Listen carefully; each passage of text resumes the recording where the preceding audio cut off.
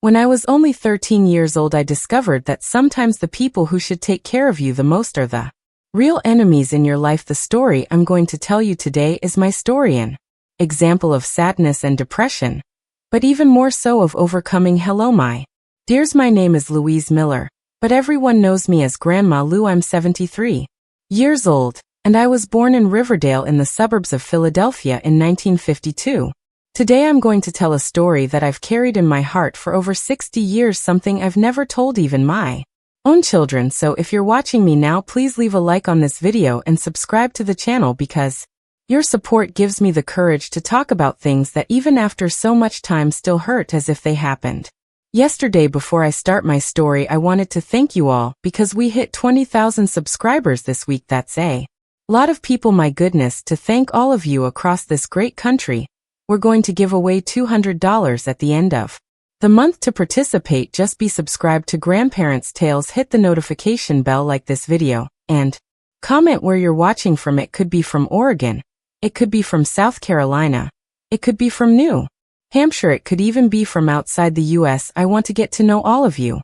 Well, my story begins in 1965 when I was 13 years old. We were a simple family, living in a small 3-bedroom house in Riverdale.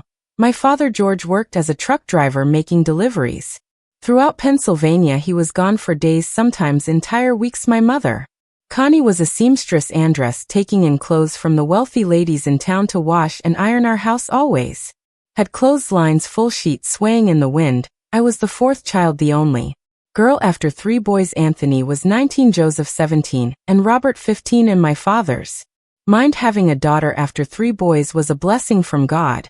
He called me his little princess, kept candy in his shirt pocket to give me when he came back from trips, carried me in his arms until I was 11, even though I was already getting big. When he was home, I felt like the most protected person in the world, but my father was home less and less. The trips were getting longer, the deliveries more distant. Sometimes he'd be on the road for 20 days, and it was during one of these long absences that everything started to change. It was March 1965. The heat was still strong in Pennsylvania. My mother had gone to deliver clothes to a client and left me at home with my brothers. Take care of the house, Louise, she said before leaving. Your brothers will be here. Ask them for help if you need anything. That afternoon, I was washing dishes in the kitchen sink when I felt someone behind me. It was Anthony, the oldest. He came close, too close in a way he had never done before. Louise, you're becoming a young lady, you know, he said, with a different voice that gave me chills down my spine. I tried to move away, but he grabbed my arm. What are you doing, Tony? I asked, frightened. Let me go, I'm finishing the dishes. That's when Joseph entered the kitchen. I thought he would argue with Anthony, defend me, but the smile on his face told me otherwise. They had planned something, I could feel it. Robert appeared shortly after, leaning on the door frame with a look I had never seen before. Mom won't be back until tonight, said Joseph. Nobody will know what happened in that kitchen that afternoon. Is something that still makes me nauseous to remember. They were my brothers, the people who should protect me, defend me, but that day they were my executioners. The 3 of them together planned, as if I were an animal, a thing not their sister. When it was over, Robert, the youngest, who was only 15 years old, said something that haunts me to this day. If you tell anyone, nobody will believe you. They'll say you're a liar, that you wanted it. I stayed lying on the kitchen floor for almost an hour after they left. I couldn't get up, I couldn't stop crying. When I finally managed to move, I went straight to the bathroom. I showered until the water ran out, scrubbing my skin until it was red, as if I could clean away what had happened. When my mother arrived, pretending everything was fine was the hardest thing I'd ever done in my life. Is everything okay, Louise? She asked, noticing my swollen eyes. Yes, Mom. Just a little headache that night. I locked my bedroom door and pushed the dresser against it. But it didn't help. The next morning, when my mother went to the market, they came back. Anthony broke down the door with a push that threw the dresser aside. No use locking yourself in, silly, he said, with Joseph and Robert right behind him. This house is ours too. And so began my personal hell. Every time my mother left, every absence of my father was a sentence they took turns. One would watch if anyone was coming, while the others, I can't even complete the sentence. The abuse became more frequent, more violent. They knew exactly when they could act. They knew my mother's routine better than she did. They knew that on Tuesdays and Thursdays she would deliver clothes, and then stay chatting with the neighbors in the late afternoon. They knew that on Saturdays she went to the market and took at least 2 hours, and they knew that my father would only return after many days on the road. I began to change from a cheerful, talkative girl. I became a shadow. I stopped eating properly, lost weight, always had dark circles under my eyes. At school my grades plummeted. I, who had always been a good student, began to get low grades, to miss classes. "What's happening to you, Louise?" my teacher asked one day. "You've always been so diligent." I wanted so badly to tell the truth at that moment, but Robert's words echoed in my head. "Nobody will believe you." And I myself began to doubt what was happening. Had I done something to provoke it? Was it my fault? I tortured myself with these questions every day. At home I started dressing differently. I wore baggy, ugly clothes, trying to hide myself, make myself invisible. I cut my hair short, stopped smiling. I did everything I could to not draw attention, but nothing worked. Things only got worse. One day, after a particularly violent abuse, Joseph held me by the arms while Anthony approached my face. "If you try to tell Dad, when he gets back, we'll say you came on to us, that you've been teasing the boys at school too, that you're no good." Who do you think he'll believe, his 3 sons? Or the girl who's been acting all strange? Their manipulation was cruel, calculated. They knew exactly what to say to keep me silent, to make me feel guilty. They even started making up stories for my mother, saying they had seen me talking to older boys on the corner. "Louise is getting flirty, Mom," Anthony would say at the dinner table. The other day I saw her chatting with a guy who already works. My mother would look at me suspiciously, worried. "Is that true, girl?" "No, Mom, I swear it's not. She's lying." Joseph would insist we saw it. Gradually they destroyed my relationship with my mother too. She began to distrust me, to watch me more, but not in the way I needed. She watched to see if I wasn't giving reasons to the boys, if I wasn't behaving inappropriately. The only thing that gave me strength was thinking about my father's return. When he was home they wouldn't dare approach me. My father had always been my protector, my hero. If he knew, but how could I tell him? How could I make him believe? Months passed and my body began to show signs that it couldn't take it anymore. I started having bleeding outside my menstrual period, pains that made me faint, fever that came and went without explanation. One night, after a particularly violent abuse by all 3, I started bleeding heavily. It wasn't menstruation, it was something worse. I felt such a strong pain that I passed out in the bathroom. I woke up on the floor surrounded by pools of blood without even the strength to cry for help. Robert found me like that. I saw the panic in his eyes. "Joseph, Anthony, come here," he shouted. "I think this time we went too far." They carried me to bed, cleaned the bathroom, changed my clothes. They were in panic. "If anyone finds out, we're done for," said Anthony will say. She fell down the back stairs. They left me in the room, still bleeding, but less. The pain was unbearable, but I didn't even have the strength to cry anymore. I just prayed, asking God to take me away from there in any way. That night, by a miracle I can only be thankful for to this day, my father came home early from his trip. He was supposed to arrive only the next day, but managed to finish his work ahead of schedule. I remember him coming into the room in the dark to give me a goodnight kiss, as he always did when he returned from a trip. I remember him turning on the light when he realized something was wrong. "Louise, daughter, wake up," he called, shaking me gently. His hand touched the sheet wet with blood. "My God, what happened here? Connie, come here right now."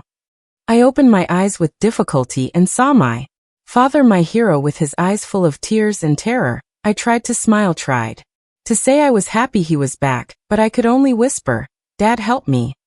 And that was the last thing I said before passing out again. The desperation in my father's voice, calling my mother, the chaos that took over the house, the journey to the hospital, all of these are confused parts in my memory, but I clearly remember the look in my brother's eyes when they took me out of the house, carried in my father's arms, a look of pure terror, not for my health, but for what would come next. They knew that this time there would be no way to hide it. I arrived at St. Helena Hospital, almost lifeless. My blood pressure was very low. I had lost a lot of blood. I heard the doctors' voices as if they were very far away, saying things I didn't quite understand, but one phrase was etched in my memory forever: "This girl has been a victim of continued and violent sexual abuse. We need to call the police immediately." The emergency room became a whirlwind. My father, who had always been a calm man, began to scream. To break things, it took 3 nurses to hold him back. I had never seen my father Like that who did this to my daughter, who he shouted with a desperation that broke my heart. My mother cried in a corner in a state of shock, rocking back and forth like a frightened child. It seemed like she couldn't process what was happening. While the doctors rushed to stabilize me, a social worker entered the room. She was a young woman with kind eyes and a calm voice. She approached my bed and held my hand. Louise, my name is Margaret. I'm here to help you. Can you tell me who did this to you? I opened my mouth, but the words didn't come out. I looked at my father, destroyed by pain, leaning against the wall. I looked at my mother, who seemed to have aged 10 years in one night. How could I tell the truth? How could I completely destroy our family? It was a group of guys on the way back from school. I whispered. The lie came out almost without thinking. I don't know them. They were from out of town. My first lie. It would be the first of many I would tell in the coming months. Lies to protect those who didn't deserve protection. Lies that would corrode me from the inside like acid. I spent a week in the hospital. I had to have emergency surgery. The doctor said the internal trauma was so severe that I almost lost my uterus at 13 years old. I might never be able to have children. They warned my parents. During that week I didn't see my brothers even once. My father and mother took turns by my side day and night. My father held my hand while I slept, and when I woke up he was there with deep dark circles and an unshaven beard. I'll find who did this, princess, he promised, even if I have to turn this whole town upside down. The police came several times. They asked the same questions, and I gave the same vague answers. I didn't know how to describe the attackers. I didn't know where they were from. I wasn't sure of anything. The officers exchanged suspicious looks. They knew I was hiding something. Daughter, you need to help us, said a gay-haired detective. If you don't tell the truth, these men could do the same to other girls. That tormented me, thinking that my own brothers could hurt other girls. But at the same time, how could I destroy my family? How could I make my father lose not only his daughter but also his 3 sons? The night before I was discharged, I had an unexpected visit. My mother had gone home to shower, and my father went to buy something to eat at the hospital cafeteria. I was alone in the room for almost an hour. The door opened slowly, and Robert entered. My youngest brother, only 2 years older than me, was unrecognizable, thin, pale, with deep dark circles. He seemed to have aged years in just 1 week. My first impulse was to scream, but he raised his hands in surrender. Louise, please, I just came to say that he began to cry, something I had never seen him do before. That I'm so sorry, really sorry. I remained silent, observing this boy who had participated in my torment, now reduced to tears in front of me. Anthony and Joseph said if I didn't participate they would beat me up. That I wasn't a real man. I didn't want to. I swear I didn't want to go away, was all I could say before Dad comes back. He's suspicious of us. You know, he's asked several times where we were that day. He's asking the neighbors if they saw anything strange. Anthony is in panic. I didn't answer. Part of me wanted my father to discover everything for justice to be done, but another part knew that this would destroy our family forever. You didn't say anything, did you? Robert asked, nervous. If you talk, go away, I repeated more firmly. I don't want to hear threats. It's not a threat, he said, approaching the door. It's just that you know how Dad is. If he finds out he'll kill us, literally. And he left before I could answer. I stared at the closed door, tears streaming down my face, because the worst part was that he was right. My father, always so calm and loving, had a limit, and that limit was my safety. I returned home on a Sunday afternoon. My father had cleaned and arranged my room, bought a new bedspread, even painted the walls a light yellow that I had always liked. So you feel like you're in a new place, he explained. A fresh start. A new sturdy lock had been installed on the door. My father solemnly handed me the key. No one enters here without your permission. No one. The first days at home were strange. My brothers hardly appeared when I was in the common rooms. They left early and returned late, avoiding meeting me or my father. My mother tried to act normally, as if everything would go back to what it was before. She prepared my favorite foods, combed my hair like when I was little, tried to make me smile. But there was something broken between us, something I didn't know if it would ever be fixed. Daughter, you need to eat, she insisted, seeing that I barely touched the food. You need to regain your strength. But how to explain that each bite was an immense effort, that I didn't feel hunger, didn't feel anything but a huge emptiness. My father extended his leave from work. He said he wouldn't go back on the road until I was completely recovered. And until the bandits were caught. He spent days at the police station talking with investigators, offering rewards, making posters with the vague description I gave of the imaginary attackers at night. He would sit on the edge of my bed and hold my hand until I fell asleep. Nothing bad will happen to you again. Princess, he promised, never again. But the harm was already done and it. Lived under the same roof. The nightmares started almost immediately. I would wake up screaming in the middle of the night. Cold sweating, reliving every moment of horror. My father would come running, hug me, try to calm me down. Sometimes I would get so agitated that I needed to take the medications the doctor prescribed. They're just dreams, daughter, he would say, wiping my tears. They can't hurt you.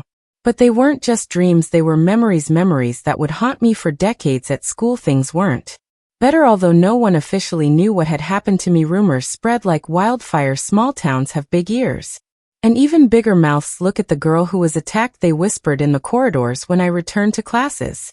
Almost a month later, they say it was men from out of town, a whole gang. Some people treated me as if I had a contagious disease, others with a pity so deep that it was almost worse. My friends didn't know how to act around me, what to say, how to behave. I began to isolate myself more and more. I spent the breaks alone, sitting under a tree in the yard, away from the looks and whispers. My grades, which were already bad, got even worse. The teachers tried to be understanding, but I could see the frustration in their eyes. Louise was such a promising student, I heard the principal comment to my teacher as I passed by her office. It's a shame all this happened. Will she be able to recover at home? The tension was palpable. My father continued his crusade to find the culprits, increasingly frustrated with the lack of progress. My mother tried to keep the peace, always walking on tiptoes as if fearing that any noise could break our already shattered family even more. My brothers developed different strategies. Anthony, the oldest and their leader, acted as if nothing had happened. Sometimes he even tried to be kind to me, offered help with homework, asked if I wanted to watch television. I'm worried about you, sis, he would say with a falseness that made me nauseous. We have to stick together in this difficult time. Joseph, the middle one, opted for total distance. He spent more time out of the house, got a job at a mechanic's shop, came home just to sleep when we were forced to be in the same environment. Like at dinner, he didn't raise his eyes from his plate, didn't say a word to me. Robert, the youngest, seemed to be as destroyed as I was. He was visibly losing weight, had nightmares like mine, jumped when someone touched him unexpectedly. Several times I caught him observing me from afar with eyes full of remorse and fear. One night, about 3 months after the hospital, I heard a violent argument in my parents' bedroom. My father rarely raised his voice, so I was immediately alert. There's something wrong with this whole story, Connie, he shouted. Can't you see these boys are acting very strangely? What are you insinuating, George? My mother responded, her voice trembling. For God's sake, they're your sons and she is my daughter too. Look at her, Connie, look at what they did to our girl. She doesn't sleep, doesn't eat, doesn't smile anymore. Those eyes are no longer those of a child. That was the fault of those thugs, those bandits. Who that? Nobody saw that, nobody knows that, left no clue in Riverdale where everybody knows everybody. I held my breath. My father was suspicious. His protective instinct was sniffing out the truth behind my lies. Robert almost fainted when I asked where he was that afternoon. My father continued, Joseph can't even look me in the face, and Anthony is aggressive, on the defensive all the time. There's something that's not adding up in this story, Connie, you're delirious. My mother insisted, but her voice betrayed her uncertainty. It's the tiredness, the worry. You haven't slept properly in months. I'm going to discover the truth, my father stated with a determination that made me tremble. One way or another, I closed my bedroom door and cried silently until I fell asleep.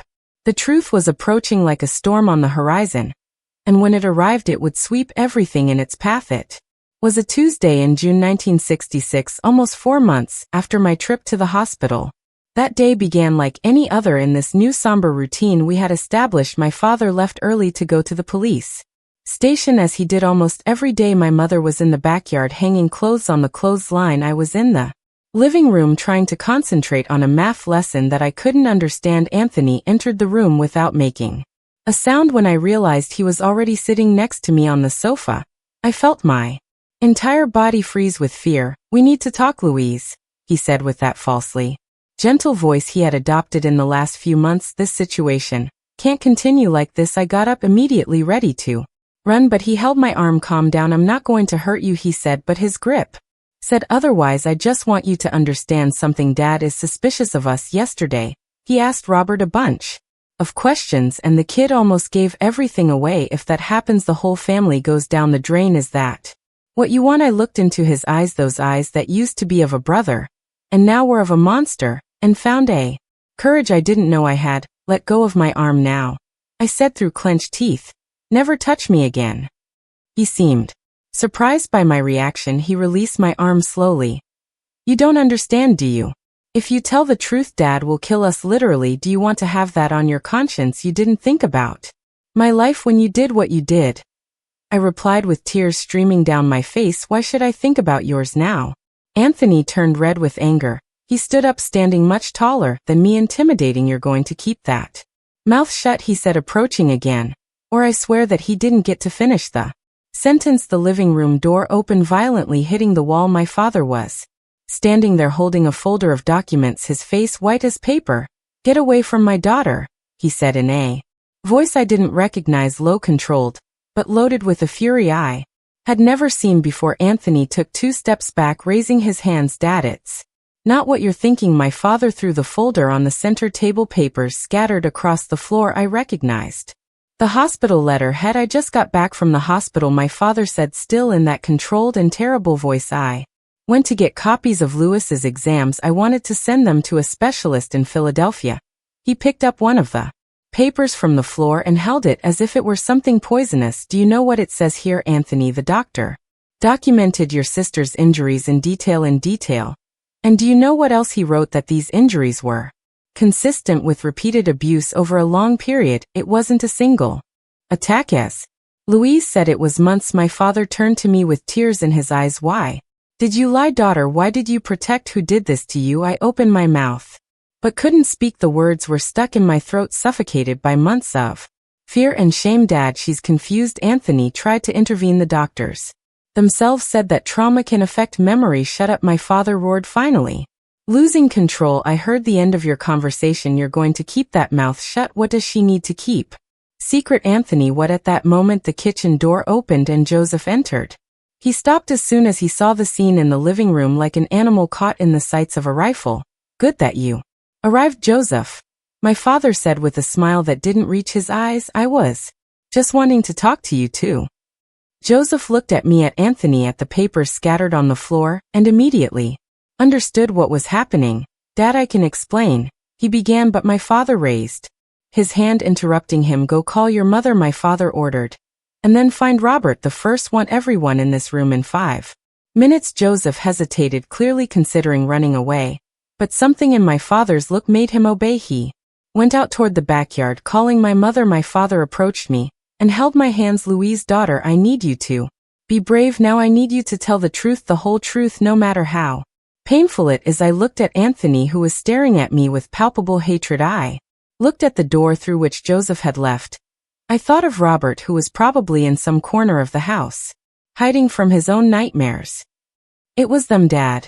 I finally whispered the words, almost inaudible. It was my brothers.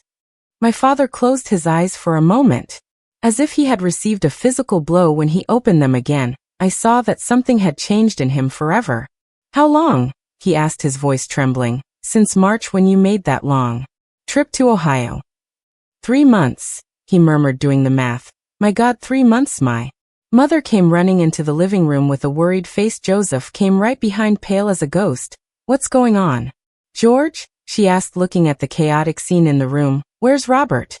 My father asked, ignoring her question. I don't know, Joseph answered. He's not in the bedroom or in the backyard. It doesn't matter, my father said, standing up. Louise just told me the truth about who really hurt her. My mother put her hand to her mouth, her eyes wide with horror. She knew deep down. Maybe she always knew. It's not true, Anthony said, trying to keep his composure. She's confused, traumatized. She's making this up. Yes, it is true, I said with a strength I didn't know I had. All 3 of you since March. Every time Mom left, my mother fell to her knees on the floor, sobbing. Joseph leaned against the wall as if his legs could no longer support him. Anthony remained standing, defiant, but his face had lost all color. What happened next was like an explosion in slow motion. My father, always so calm and contained, transformed into a force of nature. He advanced on Anthony with a roar that seemed to come from the depths of the earth. The first punch caught my brother by surprise, throwing him against the bookshelf. George, no, my mother screamed, trying to get up, but it was too Late years of contained anger, months of impotent frustration, the revelation of the deepest betrayal. Everything exploded at that moment. My father lifted Anthony by the collar and continued beating him while shouting things I never thought I would hear from him. Joseph tried to intervene, pulling my father back, but ended up taking a blow that threw him to the floor. My mother was screaming. I was screaming. The living room had turned into a battlefield when the neighbors arrived, attracted by the commotion. They found my father being held by 3 men, Anthony bleeding on the floor, Joseph leaning against the wall with a broken nose, and my mother trying to protect me in a corner of the room. "He's gone crazy," someone said. "Call the police." Minutes later, police cars filled our street. Officers entered the house, separating everyone. One of them, who knew my father from the time he spent at the police station, tried to calm him down. "George, for God's sake, what happened here?" "They my own sons." "They." My father couldn't complete the sentence, choked by anger and pain. It was I who spoke with surprising clarity. I told everything to the police, every detail, every abuse, every threat. It was as if a dam had broken inside me, and the truth flowed uncontrollably. The police listened in silence, their faces hardening with each word. When I finished, one of them turned to Anthony and Joseph. "You're under arrest." "And Robert?" a younger officer asked. "Was he also involved?" "Also." I confirmed with tears in my eyes, but he was forced by the others. They threatened to beat him if he didn't participate. At that moment, as if he had been summoned, Robert appeared at the door of the living room. He had heard everything, hiding in some corner. His face was soaked with tears, his eyes red from crying so much. "It's true," he said, his voice choked. "I was part of it. I deserve to be arrested too." My father, who was being attended to by a paramedic, looked at Robert with a mixture of contempt and pity. "You are no longer my son," he said simply. "None of you are." Anthony and Joseph were taken handcuffed to the police car. Robert was placed in another without handcuffs, but equally under arrest. Before getting into the car, he looked at me one last time. "Forgive me, Louise," he said so low that I almost didn't hear. "I know I don't deserve it, but forgive me." I didn't answer. There was no forgiveness inside me at that moment, just an immense emptiness, as if something vital had been torn from my chest. In the weeks that followed, our family became the main topic of the town. The local newspapers reported the case with sensationalist headlines: "Abusive brothers arrested in Riverdale, father discovers family horror and turns violent, family destroyed by terrible secret." The trial was quick by the standards of the time. There was medical evidence, my testimony, Robert's confession. Anthony and Joseph were sentenced to 12 years in prison, each, Robert being a minor and having confessed spontaneously, got a lighter sentence, 6 years in a juvenile reformatory. My father was never the same again. The gentle, smiling man I knew disappeared that June afternoon. In his place remained a shell, a man broken by guilt and anger. He couldn't look me in the eyes without crying, couldn't talk about what happened without his hands shaking. I should have noticed, he repeated like a mantra. I should have stayed home more, should have paid more attention. I failed you, princess. My mother fell into deep depression. She spent days in bed, not eating, not talking. When she finally began to get up again, it was as if she had aged 20 years. Her hair turned completely white in a matter of months. How didn't I notice? She tortured herself. How does a mother not notice something like this? Our house, once full of voices and movement, became a mausoleum. My brothers' bedrooms were locked, their things stored in boxes in the attic. We never mentioned their names out loud again, as if they were a curse. At school, the situation became unbearable. Everyone knew what had happened. Some looked at me with pity, others with morbid curiosity, as if I were a circus attraction. The whispers followed me through the corridors. "It's her, the girl who was abused by her own brothers. They say the father almost killed the sons when he found out. The whole family went crazy." From what I heard, I couldn't take it. After 2 weeks trying to face those looks and whispers, I begged my parents to change my school. But my father had a different idea. "Let's leave this place," he said one night during a silent dinner. "There's nothing for us in this town, just bad memories." In August 1966, we left Riverdale behind. My father requested a transfer at the transport company, and we went to New Hope, almost 250 miles away, a town where nobody knew us, where we wouldn't be the family of that terrible case. We left behind the house, the furniture, the photographs, almost everything that could remind us of the past. We started from scratch in a small apartment downtown, near the Delaware River. But as I painfully discovered, no matter how far you run, some things you carry inside you Like invisible chains that never completely come loose. The first months in New Hope were like living in a protective bubble. I, who had always lived in a small flat town like Riverdale now, found myself surrounded by hills, historic buildings, and a fog that covered everything on cold mornings. It was as if we had ended up in another century, in another world. We began anew. Life in August 1966. I had just turned 14. My father got a steady job in the transportation company office without having to travel for the first time since I could remember. He would be present every day. My mother found a small job at a bakery near our home making pastries. It was less than she was used to as a seamstress, but it kept her busy away from dark thoughts. They enrolled me in a Catholic school, St. Mary's Academy there. Nobody knew my past, nobody knew my story. To everyone, I was just the new girl, a little quiet, a little sad, but just another teenager adapting to a change. We have the chance to start over, princess, my father would say, as we walked the cobblestone streets on weekends here. Nobody knows us, nobody knows what we went through, but I knew my body knew my mind knew the scars were still there, some visible, most invisible to others. The nightmares didn't stop with the change of town. Almost every night I would wake up screaming, cold, sweating, feeling hands that didn't exist touching me. My father would always run to my room, hug me, until I stopped shaking, sometimes staying all night sitting in a chair beside my bed. It will pass, daughter, he promised, stroking my hair with time. It will pass, but it didn't pass. In fact, the nightmares became more elaborate, more realistic. Sometimes I dreamed that my brothers had escaped from prison and found me in New Hope. I would wake up so terrified that I couldn't breathe, as if invisible hands were squeezing my throat. My parents took me to a doctor who prescribed sleeping pills, but the pills didn't prevent the nightmares. They just left me trapped in them, unable to wake up. After a few even worse nights, I stopped taking them. At the new school I tried to adapt. The nuns were strict, but fair. The other girls tried to approach me curious about the student transferred in the middle of the school year.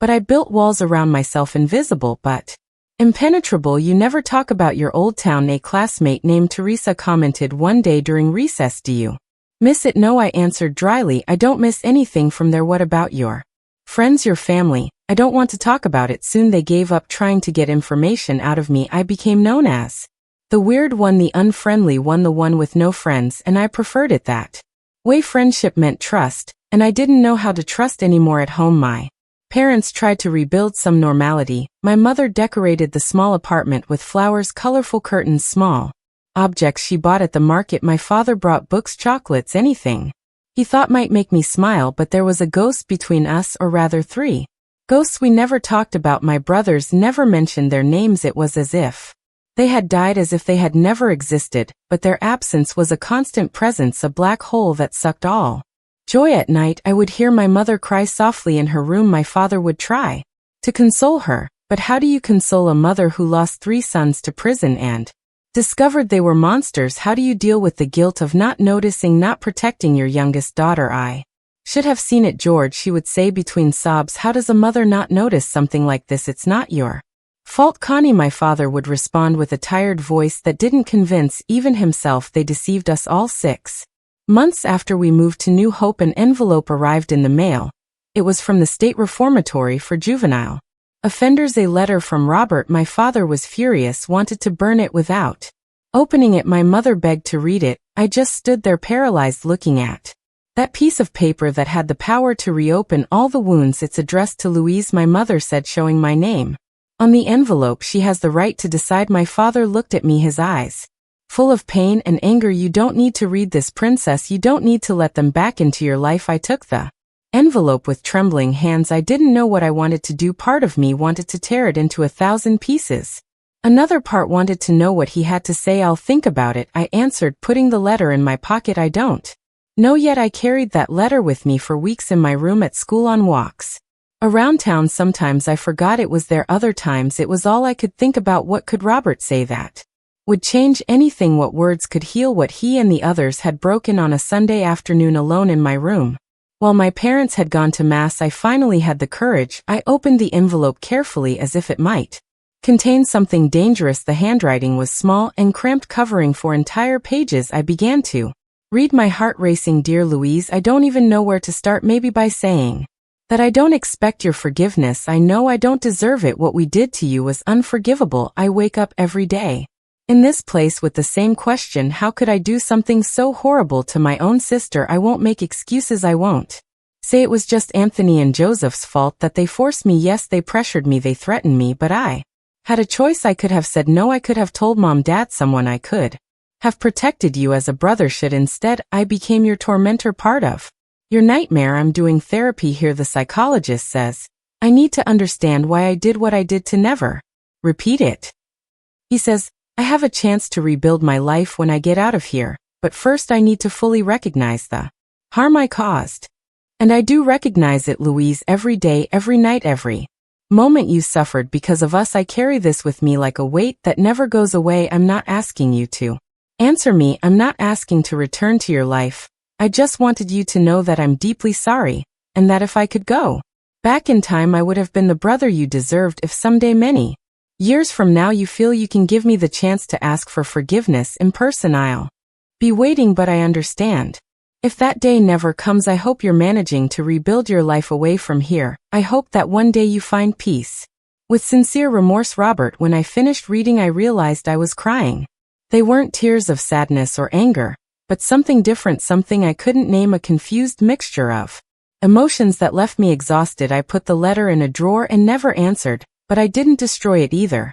Somehow those words written on paper were an acknowledgement of what had happened, a confirmation that it hadn't been a nightmare, that I wasn't crazy. The months passed, turning into years. I adapted to life and new hope, to the slower pace, to the traditions of that historic town. At school I remained isolated, but gradually some classmates broke through my barriers. They didn't become close friends, but they were acceptable company. One of them, Martha, the pharmacist's daughter, was the first person I trusted with a bit of my story. I didn't tell her everything, obviously, just that I had gone through something very difficult in the other town. And that's why we moved. It must have been horrible, she said without pressing for details. It was, I answered, surprised by my own sincerity. But I'm trying to move forward. If you need to talk, I'm here, she offered with a simplicity that touched me. It was the first time someone offered help without seeming to be dying of curiosity, without asking 1,000 questions, without looking at me like a freak, just offering presence, company in ear if I needed it. At home things slowly improved. The nightmares didn't completely disappear, but they became less frequent. My mother stopped crying every night, began to smile occasionally, especially when she brought home funny stories about the ladies who frequented the bakery. My father remained overprotective, wanting to know where I was every minute, calling the school if I was 10 minutes late getting home, but even that diminished over time as he saw that I was somehow surviving. In 1968, 2 years after our move, something unexpected happened. A letter arrived, this time from the state penitentiary. It was from Anthony. Unlike Robert's letter, this one was short, almost abrupt. Louise, I know you'll probably tear this up without reading it. I know you hate me, and you're right. What we did has no excuse. I'm writing because I heard that Robert sent you a letter. He's trying to play the remorseful one, the good guy, but don't believe him. He participated in everything of his own free will. I'm not asking for forgiveness. I just wanted you to know that I'm paying for what I did here in prison. When they find out why you're in, your life becomes hell. Not even the worst criminals respect someone who does what we did. Maybe that gives you some comfort knowing we're suffering. I hope so. Anthony, this letter, unlike the first I tore into pieces and threw in the trash. I didn't tell my parents I had received it. I didn't want to reopen that wound, didn't want to see the look of pain in their eyes. Anani's words haunted me for days, not out of remorse or pity for him, but because they confirmed something I had always suspected. Robert wasn't just a victim of circumstances. He had chosen to participate. As Anthony said a few weeks later, a third letter arrived from Joseph. I didn't even open it. I threw it directly into the fire, watching the paper be consumed by the flames, wishing my memories could be destroyed with the same ease. In 1970, when I turned 18, a difficult decision presented itself. Robert had served his sentence and would be released. He didn't know where we were, but he could find out if he wanted to. The possibility of a reunion, even an accidental one, terrified me. Do we need to move again? I asked my parents during dinner. What if he comes looking for us? My father, who didn't know about the letters, was surprised by my sudden concern. He doesn't know where we are, princess. And even if he found out, I would never let him get near you. But you won't be with me all the time, I argued. What if I run into him on the street? What if he shows up at school? My mother, who was quieter Then Usual finally spoke. Maybe it's time to face these fears, daughter. We can't run forever. I was shocked. My mother, who had plunged into depression after discovering what happened now, talked about facing it, about not running. What do you mean, Mom? I mean that life goes on. Robert served his sentence. You're growing up. You'll be going to college. Soon we can't live in fear forever. My father looked at her as if she had gone crazy. Are you defending that monster? No, she answered firmly. I would never defend what they did, but Robert was the youngest. He was influenced by the others. Maybe. What? My father interrupted, his voice rising. Maybe we should invite him to dinner. Pretend nothing happened, George.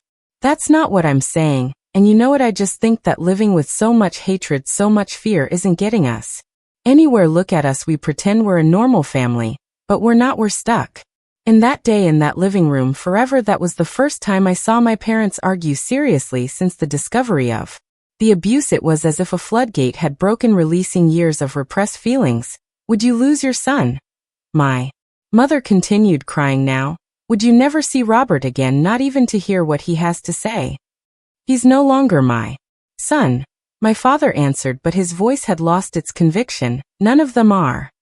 I observed that discussion in silence, feeling something strange grow inside me. It wasn't forgiveness. It would never be forgiveness, but maybe it was acceptance. The acceptance that what happened was part of my story and that running wouldn't change that. I don't want to see Robert, the first finally said, interrupting their argument. I'm not ready for that, and maybe I never will be, but I also don't want to run again. This is our home now, our life. My parents looked at me, surprised by my firmness. I realized that for the first time since the abuse, I was making a decision about my own life, not just accepting what they decided for me. I'm afraid, I admitted, but I don't want that fear to control every step I take for the rest of my life. My father stood up and hugged me strongly, like when I was little. You're the bravest person I know, Princess, he said, his voice breaking. Much braver than me. That night marked a turning point in our family. It wasn't a magical cure. The scars remained. The nightmares still appeared occasionally. The painful memories sometimes emerged out of nowhere, but something had fundamentally changed. For the first time since everything happened, I felt that I could have a future that wasn't completely defined by my past. In 1971, I was accepted to the College of Education in Philadelphia. I was going to live in a dorm with other students, start an independent life. My parents were proud but also terrified. Are you sure you're ready, daughter? My mother asked while helping me pack. Philadelphia is a big, dangerous city. I'm ready, Mom, I answered, surprising myself with the certainty in my voice. I can't let fear prevent me from living. That night, on the eve of my departure, I had a different dream. It wasn't a nightmare like the many that had tormented me for years. It was a dream of liberation. I dreamed that I was in an open field under an infinite blue sky, and that I could run without stopping, with nothing holding me back, with no one chasing me. I woke up with tears in my eyes, but for the first time in a long time they were tears of hope. Philadelphia in 1971 was a completely different world from New Hope. Tall buildings replaced the colonial houses, wide avenues instead of stone alleys, crowds of strangers instead of familiar faces. In the first days at the student dormitory, I felt fear, that old fear that accompanied me like a shadow, but there was something different now, a new determination, a strength I didn't know existed inside me. The dorm was in the University City area, a busy place full of young people. We were 6 girls sharing a 3-bedroom apartment. My roommates were loud, cheerful, full of plans and dreams so different from me, who carried invisible scars that no one there knew about. Louise, you're always so quiet, said Christina, my roommate, a girl from Pittsburgh who studied law. You need to go out more, enjoy life. Gradually I opened up, not about my past. That remained a secret kept under 7 keys. But about my tastes, my opinions, my dreams for the future. I discovered that I liked music, especially Simon and Garfunkel, who were very popular at that time, that I had a talent for drawing, that I loved small children. You're going to be an amazing teacher, Christina told me one day after seeing me help the neighbor's child with homework. You have patience, you have affection. That's what children need. The College of Education opened my horizons in ways I never imagined. I learned about child development psychology teaching methods. Each class was like a window opening to a new world, a world where I could make a difference in the lives of other children. Traumatic childhood experiences can profoundly mark emotional development. My educational psychology professor explained one day, but with adequate support human resilience is surprising. Those words touched something deep inside me. Resilience, the capacity to recover, to adapt, to grow despite adversities. That's what I was building day after day. Without even realizing it, my parents called me every week, worried, missing me.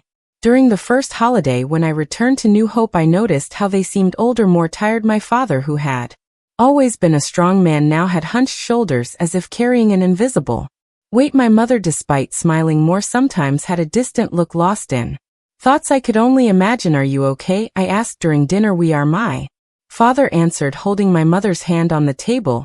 We just miss you, princess. During that visit, I realized that it wasn't just me who needed to move forward. My parents were also stuck in the past, reliving that terrible day over and over. It was as if time had stopped for the three of us. In June 1966, you need to live too, I told them the night before returning to Philadelphia. You can't spend the rest of your life just waiting for my visits, worried about me. My father smiled, that sad smile that had become his trademark.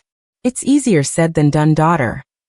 I know, I answered, hugging him. Believe me, I know. Back in Philadelphia, I immersed myself in studies with even more determination. I wasn't just building a future for myself, I was trying to prove that it was possible to overcome the past, that scars could become marks of a battle won. In my second year of college, I met John. He studied engineering at the university and lived in a dorm near ours. We met at a birthday party of a mutual friend. He offered me a cup of soda, commented on the music playing, and we talked for hours about everything and nothing. John was different from the other guys who had tried to approach me. He wasn't insistent, didn't try to impress me. He had a calmness, a natural gentleness that made me feel safe around him. Can I call you sometime?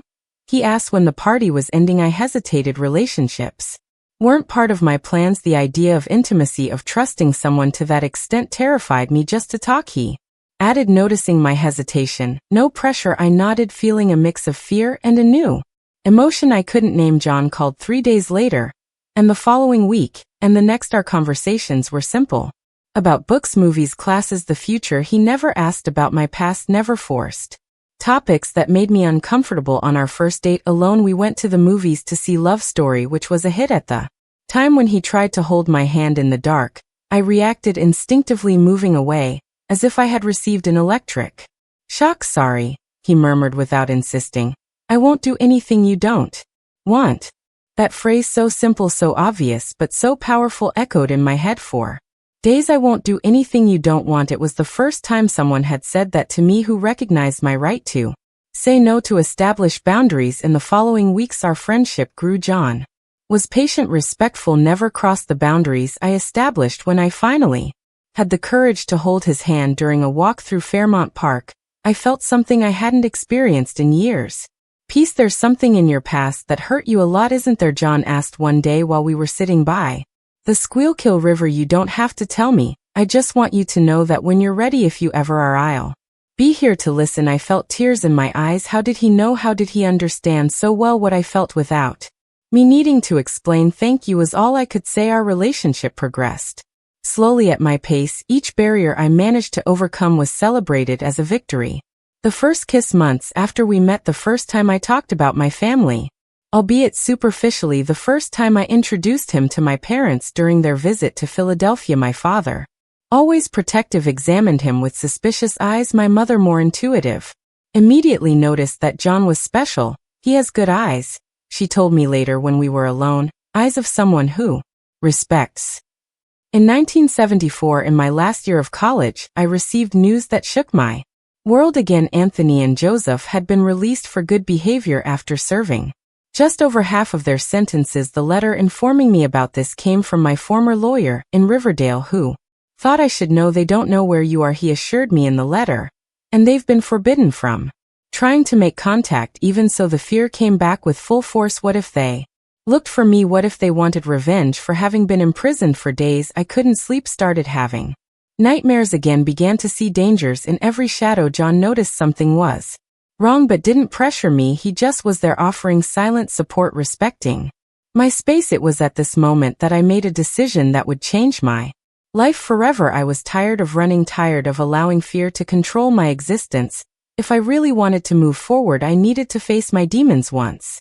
And for all I need to tell you something I said to John one night sitting in the small apartment he had rented after graduating, about my past, about why I am the way I am. He held my hand, his eyes full of understanding. Only if you want to, Louise. It doesn't have to be today. It doesn't have to be ever if it's too painful. But I needed to. For the first time, I told the whole story, from the first day in the kitchen of my house in Riverdale to my father's discovery, my brother's imprisonment, our escape to new hope. I spoke without stopping, the words coming out like a torrent dammed up for years. John listened in silence, holding my hands, silent tears streaming down his face. When I finished, emotionally and physically exhausted, he hugged me with such gentleness that I started crying again. You're the strongest person I've ever met, he said simply, and I love you.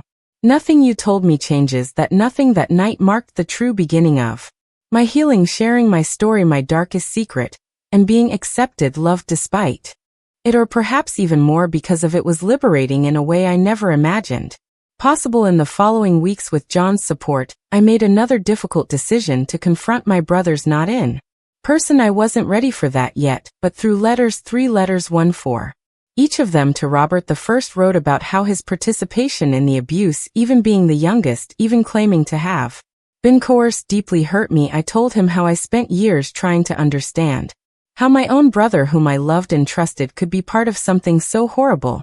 I don't hate you anymore, I wrote at the end, but I can't completely forgive you either. What I can do is wish you find peace, rebuild your life, never cause pain to anyone again. To Joseph, my middle brother, always distant, always cold, I wrote about the anger I felt for years, how he who should have protected me as an older brother chose to join Anthony in the abuse. I hope the time in prison made you reflect, I wrote. I hope you understand the gravity of what you did. I don't want to see you again. I don't want to have contact, but I want you to know that I won't live in fear of you anymore. The letter to Anthony, the leader, the instigator, was the hardest. For days I stared at the blank paper, unable to find words that expressed the depth of my pain, my anger, my contempt.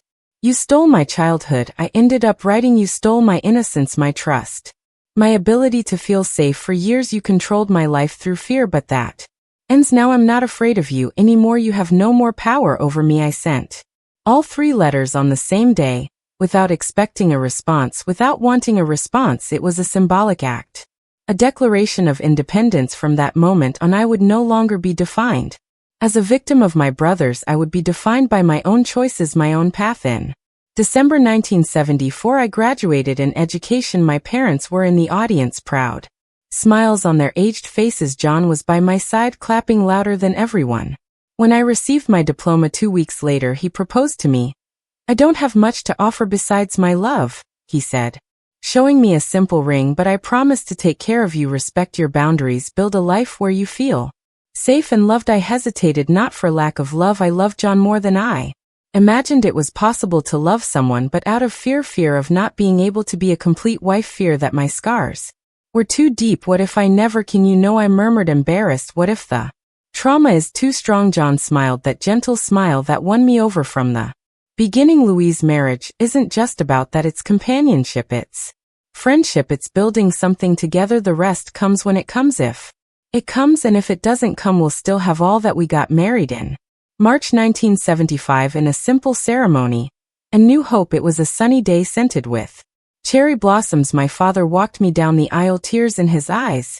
You deserve all the happiness in the world, princess, he whispered. Every day I thank God that you survived, that you became this incredible woman.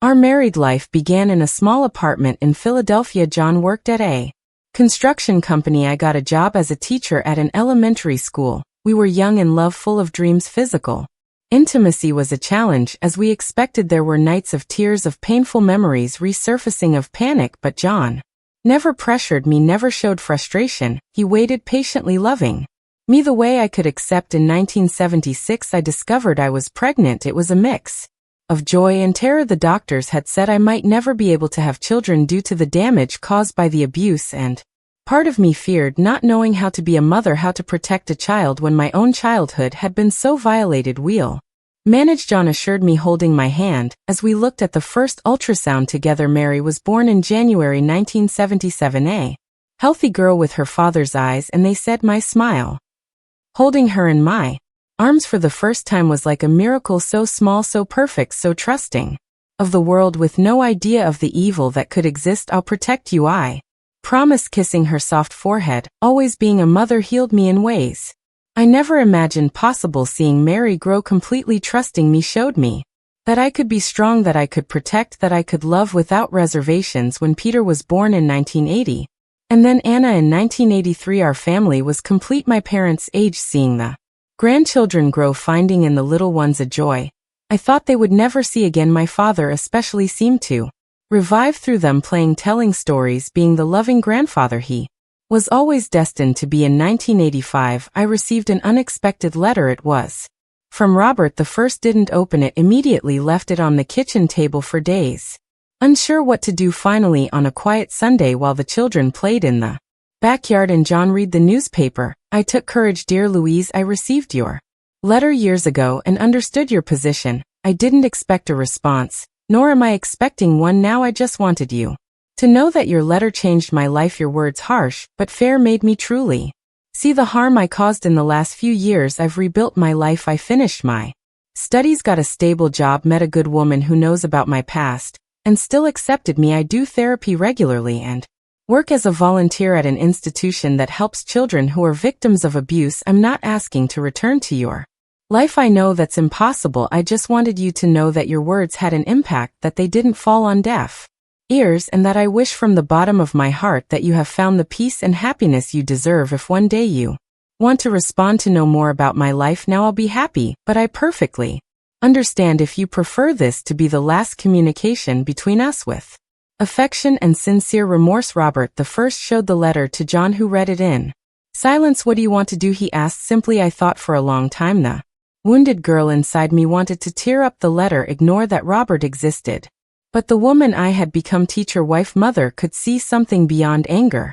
I think I'll respond. I finally decided not to resume contact, not to completely forgive, but to show that I survived, that I built a good life despite what they did. My response was brief, containing only basic information about my life, my marriage, my children, my career as a teacher. I didn't include photos or an address, just a simple account of who I had become. I'm glad you found a path to redemption, I wrote at the end. That's the most I can say right now. I never received news from Anthony or Joseph. Years later, I learned from an acquaintance from Riverdale that Anthony had died in a bar fight in 1990 and that Joseph had moved to the West Coast, losing contact with everyone. Robert responded once, thanking me for writing, saying he was married and expecting his first child. I didn't respond this time, and he respected my silence. Life continued its course. My children grew up strong and secure without knowing about my dark past. My father passed away in 1992 in peace, knowing I was well. My mother followed him 2 years later, passing away in her sleep, as if she didn't want to stay without him any longer. John and I grew old together, watching our children graduate, Mary give us grandchildren. The love between us, which began so hesitantly, grew and transformed into something deep and unshakable. He never stopped being that patient man who respected my boundaries, who made me feel safe. In 2010, already a grandmother of 4 grandchildren, I made a decision I never imagined I would make. I wrote to Robert asking to meet, not for him, but for me to definitively close that chapter. We met at a cafe in downtown Philadelphia.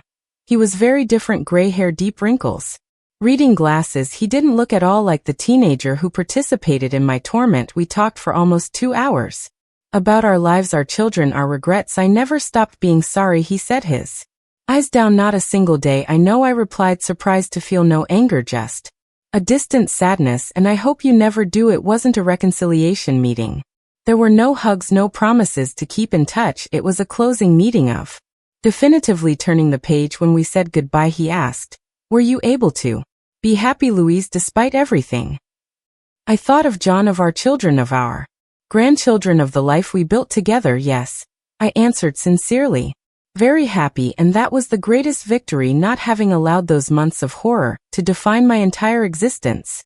Having chosen life, love, happiness, despite the scars. Today at 73, I look back and see a difficult path, but one that was worth traveling. I'm a grandmother of 7 wonderful grandchildren, a retired teacher who helped hundreds of children, a woman who learned that the worst wounds can heal If we give them time and care, my dear ones who have watched me until now, thank you for listening to my story. If I'm telling this today after so many years of silence, it's because I believe it can help someone who is going through something similar to say that there is hope, that there is a path beyond the pain. If you're facing your own valley of shadows, remember you are stronger than you imagine. Healing can be slow, it can be difficult, but it is possible. Believe that. And before I say goodbye, I wanted to thank the 20,000 subscribers. That's a lot of people, my goodness. Don't forget to leave a like on this video, subscribe to Grandparents Tales, and turn on the notification bell so you don't miss any story. A loving kiss from Grandma Lou, and see you in the next